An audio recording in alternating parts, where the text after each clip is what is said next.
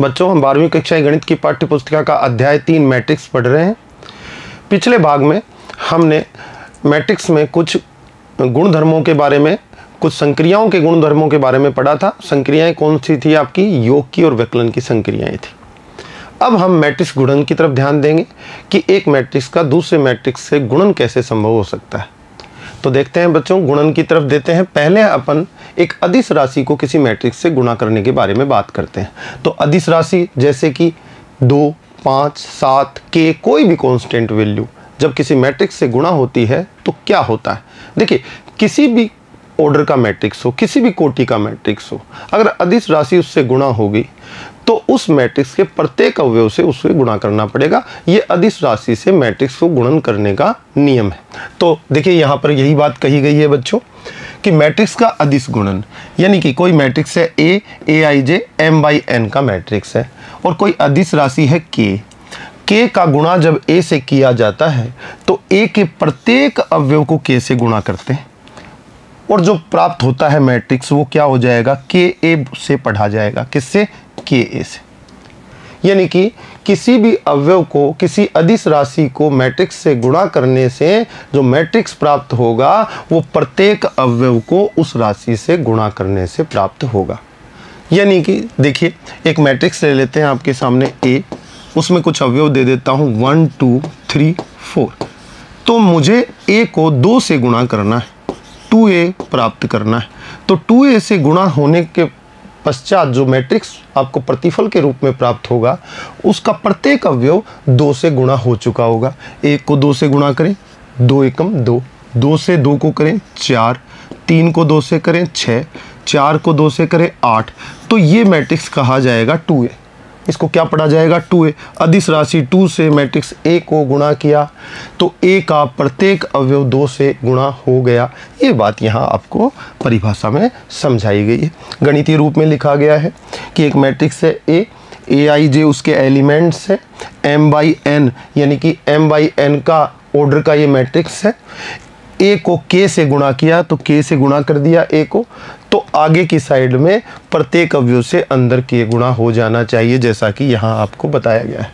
तो ये अदिश गुणन कहलाता है किसी मैट्रिक्स का। आगे देखते हैं, इसके कुछ उदाहरण लेते हैं। देखिएगा, कोई मैट्रिक्स है A B C X Y Z 2/3 का मैट्रिक्स है। इसका ऑर्डर क्या है? 2/3 है।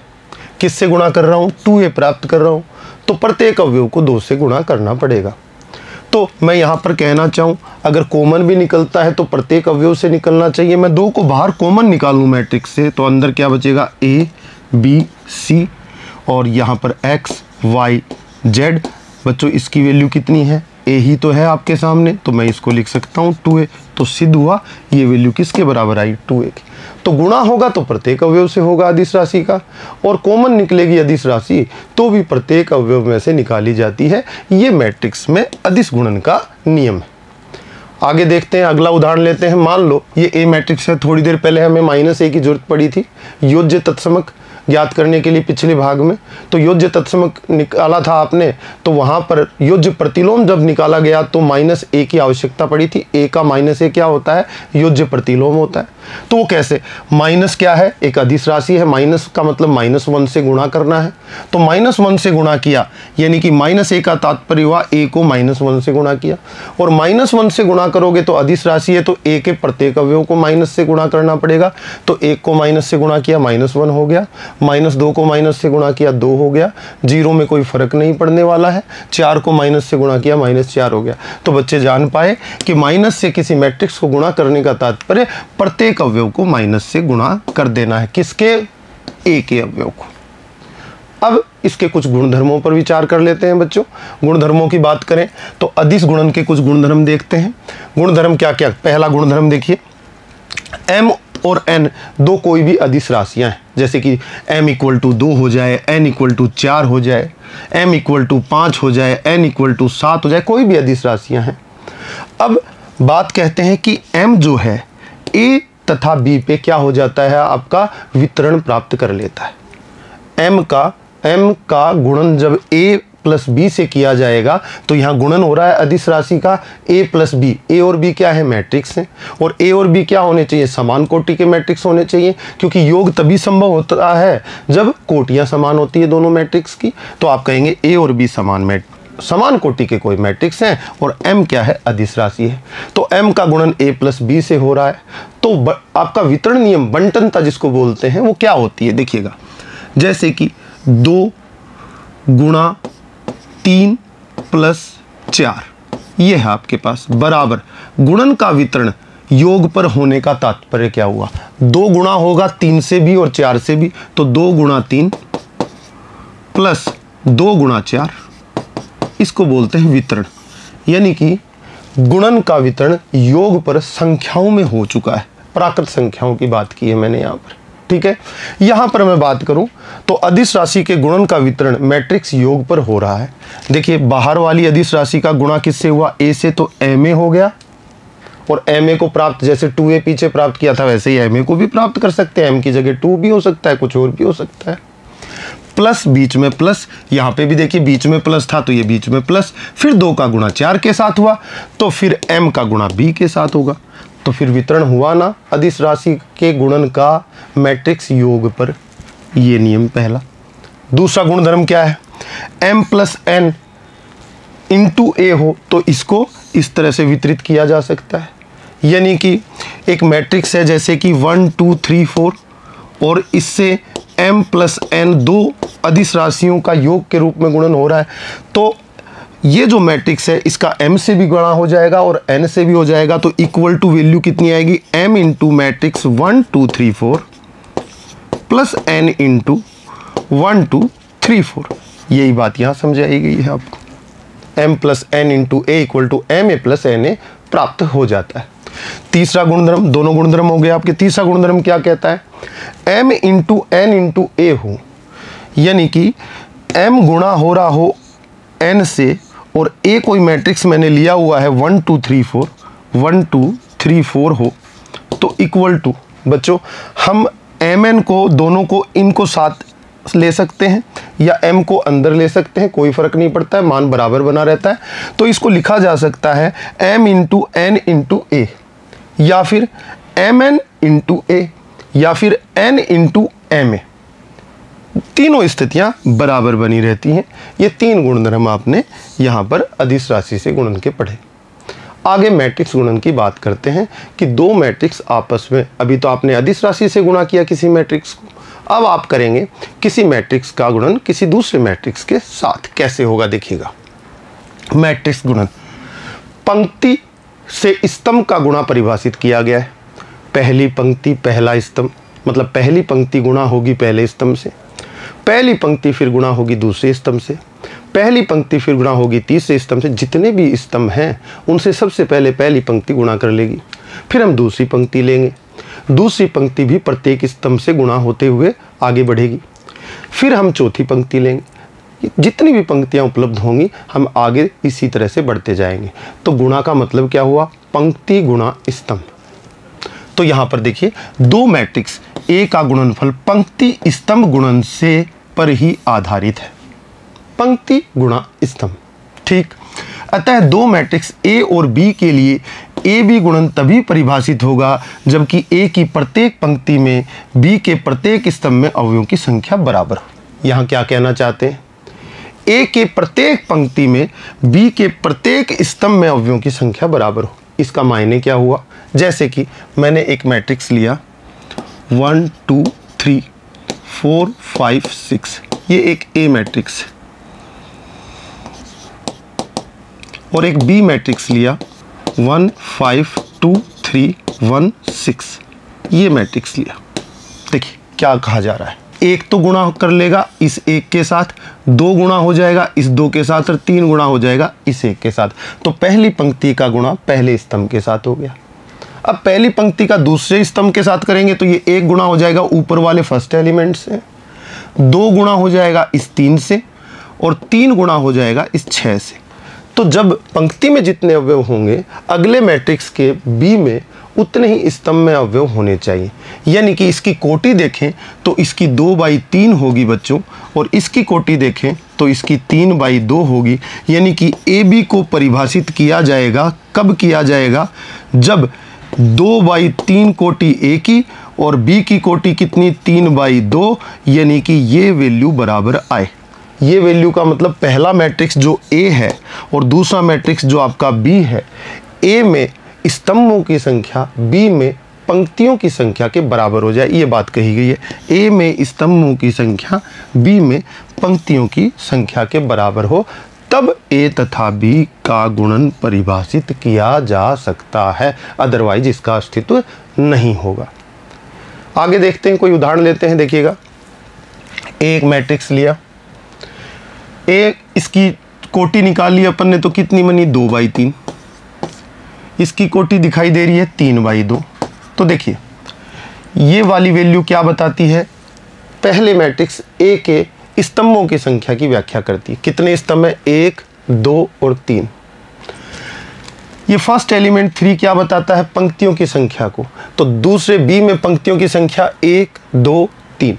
तो नियम पूरा हो गया आपका। पीछे क्या आ गया है, ए में स्तंभों की संख्या, ए में स्तंभों की संख्या बराबर बी में पंक्तियों की संख्या।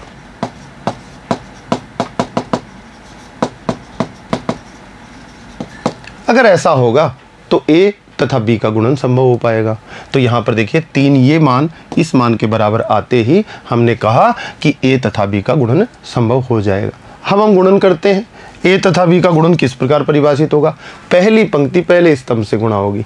तो देखिए पहली पंक्ति पहले स्तंभ से, अगर मैं इस पंक्ति को इस स्तंभ के पास ले जाऊं तो 1 किससे गुणा होगा, 4 से, 2 किससे गुणा होगा, इस 2 से, और 3 किससे गुणा होगा, इस 1 से।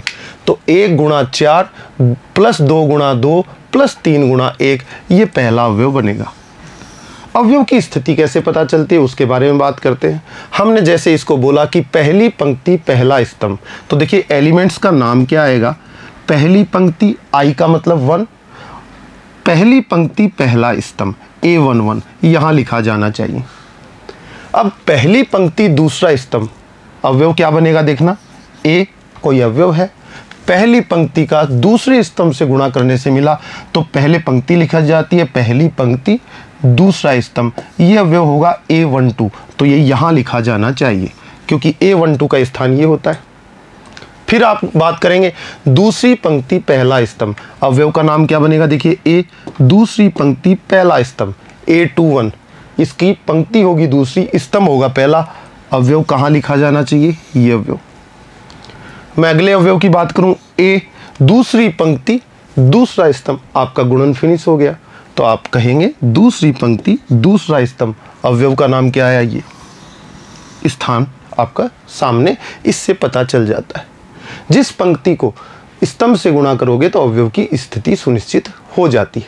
अब गुणा करने का तरीका देखिए, 1 गुणा 4 प्लस, तो 1 गुणा 4 प्लस 2 गुणा 2 प्लस 3 गुणा 1, तो 1 गुणा 4 प्लस 2 गुणा 2 प्लस 3 गुणा 1, ये प्रथम अवयव A11 बना।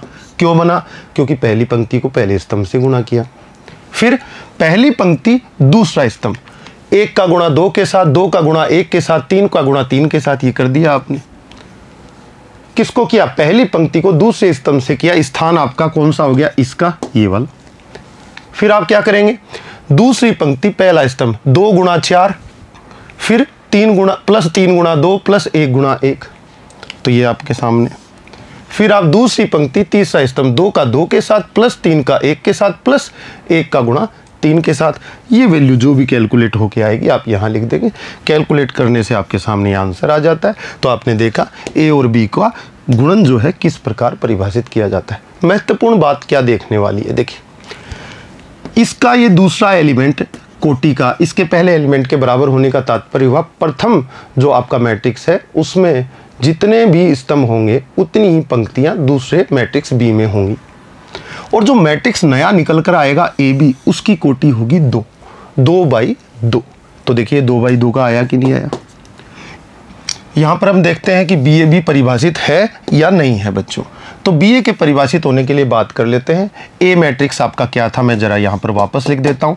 ए मैट्रिक्स की वैल्यू कितनी थी आपकी 1 2 3 2 3 1, यानी 1 2 3 2 3 1, और इसकी कोटि कितनी होगी 2/3। ये जो आपका बी मैट्रिक्स था ये क्या था आपका, पीछे देखते हैं, आपका था 4 4 2 1 2 1 3, 4 2 1 2 1 3, ये आपका मैट्रिक्स था। इसकी कोटि थी 3/2।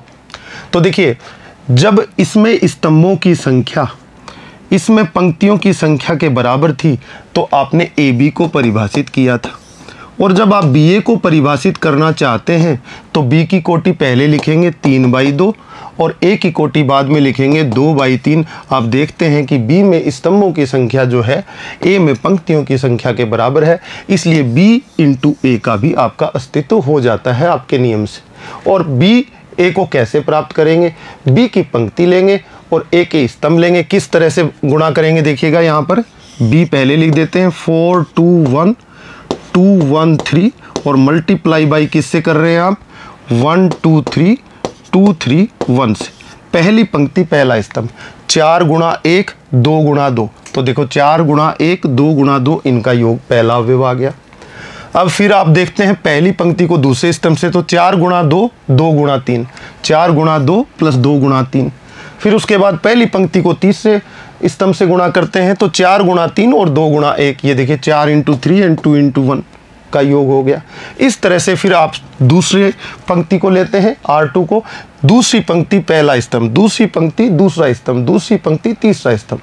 फिर तीसरी पंक्ति को लेंगे, तीसरी पंक्ति पहला स्तंभ के साथ गुणन करेंगे, तीसरी पंक्ति दूसरे स्तंभ के साथ और तीसरी पंक्ति का आपके तीसरे स्तंभ के साथ गुणा करके ये आपको 3/3 का मैट्रिक्स मिल जाएगा और आप इसे कैलकुलेट कर लेंगे, ये आपका आंसर होगा। तो यहाँ पर ए बी और बी ए दोनों परिभाषित थे, लेकिन दोनों बराबर नहीं हैं। आप देखेंगे तो आपने देखा ए बी की वैल्यू कुछ और आई थी, आपकी 2/2 का प्राप्त हुआ था, लेकिन बी ए की वैल्यू में आपको 3/3 का मैट्रिक्स प्राप्त हो रहा है।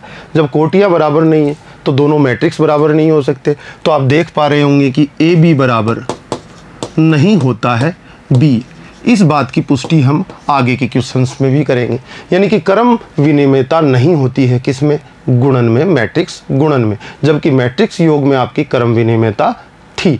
तो कोई गुणधर्म किसी ऑपरेशन के लिए एग्जिस्ट कर सकता है और किसी के लिए नहीं कर सकता। तो क्रम विनिमयता की बात यहाँ पर आ रही है कि गुणन में क्रम विनिमयता नहीं होती है। इस क्वेश्चन से ये सिद्ध भी हो जाता है कि ए बी बराबर प्राप्त नहीं होता है बी ए। हाँ, ए बी का एग्जिस्टेंस भी हो सकता है, बी ए का एग्जिस्टेंस भी हो सकता है। पहले मैट्रिक्स में स्तंभों की संख्या दूसरे मैट्रिक्स के पंक्तियों के बराबर हो जाएगी तो अस्तित्व तो हो जाएगा, लेकिन वो बराबर आए यह आवश्यक नहीं है बच्चों। आगे देखिए बच्चों, एक और लेते हैं आपके सामने उदाहरण। ए कितनी कोटि का है, 2/2 का।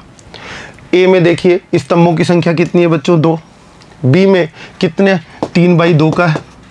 तो बी में देखिए आप कितनी है आपकी पंक्तियों की संख्या, 3। ये दोनों मान बराबर नहीं है, यानी कि ए बी परिभाषित नहीं हो सकता। प्रथम मैट्रिक्स कौन, ए में स्तंभ 2 और दूसरा मैट्रिक्स कौन, बी में पंक्ति कितनी हो गई, 3, जो कि बराबर नहीं है। लेकिन मैं बी ए की बात करूं तो मैं जब बी ए लिखता हूं तो प्रथम मैट्रिक्स कौन हो गया, बी में स्तंभों की संख्या, प्रथम मैट्रिक्स में स्तंभों की संख्या चेक कीजिएगा। प्रथम मैट्रिक्स बी है तो बी में स्तंभों की संख्या कितनी है, 2, और ए में पंक्तियों की संख्या देखिएगा 2, तो यानी कि बी ए परिभाषित हो जाएगा। तो यहाँ पर बी गुणा ए परिभाषित है, परंतु ए गुणा बी परिभाषित नहीं है। तो बी ए आप प्राप्त कर लेते हैं। कैसे, आप इसको बी को पहले लिख दीजिए 1 0 0 1 4 5 मल्टीप्लाई बाई 1 2 3 4। बच्चों गुणा करते हैं, पहली पंक्ति पहला स्तंभ 1 × 1 + 0 × 2, 1 × 1 + 0 × 2 आपका इस तरह से आ जाएगा। तो ये कैलकुलेट करके फिर दूसरी पंक्ति पहला स्तंभ, दूसरी पंक्ति दूसरा स्तंभ, फिर तीसरी पंक्ति पहला स्तंभ से गुणा करेंगे, फिर दूसरी पंक्ति तीसरे स्तंभ से गुणा करेंगे, जैसा कि आपको पीछे बताया गया। इस तरह से आप इसको कैलकुलेट कर लेंगे। आगे बात करते हैं गुणधर्मों की। क्या गुणन में क्या क्या गुणधर्म हैं, कैसे कैसे क्रम विनिमयता का पालन होता है नहीं होता है, उसकी बात हम करते हैं। अभी आपने थोड़ी देर पहले देखा कि ए बी बराबर बी ए प्राप्त नहीं होता, तो बच्चे कहेंगे मैट्रिक्स गुणन क्रम विनिमयता का पालन नहीं करता, तो क्या हो गई इसके अंदर अक्रम विनिमयता आ गई। ठीक है, साहचर्य होता है, आप ए का गुणा बी के साथ कर दें यदि संभव हो, प्रतिबंध संतुष्ट होता हो, ए में स्तंभों की संख्या बी में पंक्तियों की संख्या के बराबर हो तब, और फिर इसका सी के साथ भी गुणा संभव हो। तो यदि आप बी और सी का गुणा कर दें और बाद में ए के साथ गुणा कर लें, या फिर आप ऐसा करें कि ए का गुणा बी के साथ पहले कर दें और बाद में सी का गुणा करें, ये दोनों मान आप देखेंगे बच्चों, गुणा करके देखेंगे तो बराबर पाएंगे, और ये चीज़ किस में आ जाती है, तो हम कहेंगे कि गुणन जो है मैट्रिक्स में गुणन के अंतर्गत साहचर्यता विद्यमान है, तो साहचर्यता का पालन करता है गुणन। उसके बाद कोई मैट्रिक्स तत्समकता की बात करेंगे, जैसे कि कोई मैट्रिक्स किसी मैट्रिक्स से गुणा हो और उस मैट्रिक्स पे प्रभाव न डाल पाए, तो वह वहाँ पर तत्समकता आपको दिखाई देती है। जैसे 2 में योग के दौरान 0 को 2 में जोड़ा और बराबर 2 आ गया, और इसका विलोम भी सत्य हो गया, यानी कि 0 + 2 भी 2 आ गया, तो आप कहेंगे कि 2 को 0 जब योग में 2 के साथ 0 का योग करते हैं तो कोई प्रभाव नहीं डालता 0।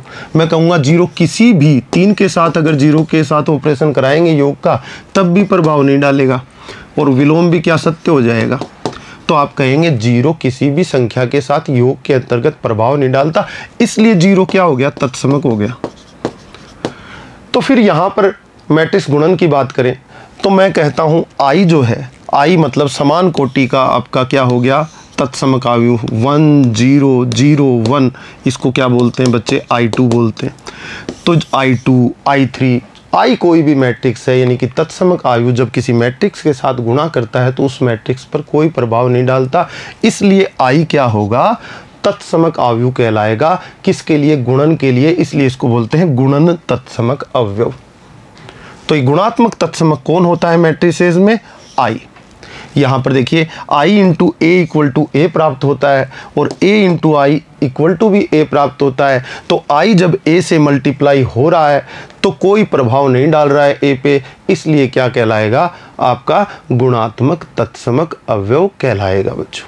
आगे देखिए, आगे हम बात करते हैं बंटनता की, यानी कि A गुणा हो तो योग में 2 मैट्रिक्स हों और A बाहर से हम गुणा कर रहे हैं तो ये इस पर वितरित हो जाता है, डिस्ट्रीब्यूशन लो, यानी कि गुणन का वितरण योग पर हो जाता है। तो A जो है B से गुणा हो जाए, प्लस बीच में प्लस है, और A C से भी गुणा हो जाए, तो आप कहेंगे कि मैट्रिक्स गुणन योग पर वितरित हो जाता है। तो यहाँ पर देखेंगे कि B + C अगर पहले भी हो और A बाद में भी गुणा हो रहा हो तो इसे लिखा जा सकता है B × A + C × A। यहाँ पर भी आपको वितरण यानी बंटनता बोल दें या वितरण नियम बोल दें या इंग्लिश में डिस्ट्रीब्यूशन लो बोल दें, एक ही बात है। आपने देखा कि मैट्रिक्स गुणन योग पर वितरित हो जाता है। तो यहाँ पर ये चीज़ आपको बताई गई है कि इसके अंदर बंटनता विद्यमान रहती है। अगला गुणधर्म कहता है AB = AC हो, मतलब निरसन नियम का पालन नहीं होता, कैंसिल नहीं होता, A से A कैंसिल नहीं हो पाएगा, तो ज़रूरी नहीं है कि ये इम्प्लाइज करे B = C। AB = AC हो फिर भी B और C का बराबर होना आवश्यक नहीं है, ये नियम आपको ये कहना चाहता है बच्चों। तो देखा बच्चों, आपने गुणन के नियम पढ़े, उससे पहले आपने गुणन की प्रक्रिया को समझा। आगे के भाग में हम सममित मैट्रिक्स और विषम सममित मैट्रिक्स और परिवर्त मैट्रिक्स के बारे में भी बात करेंगे। आज के लिए इतना ही, धन्यवाद।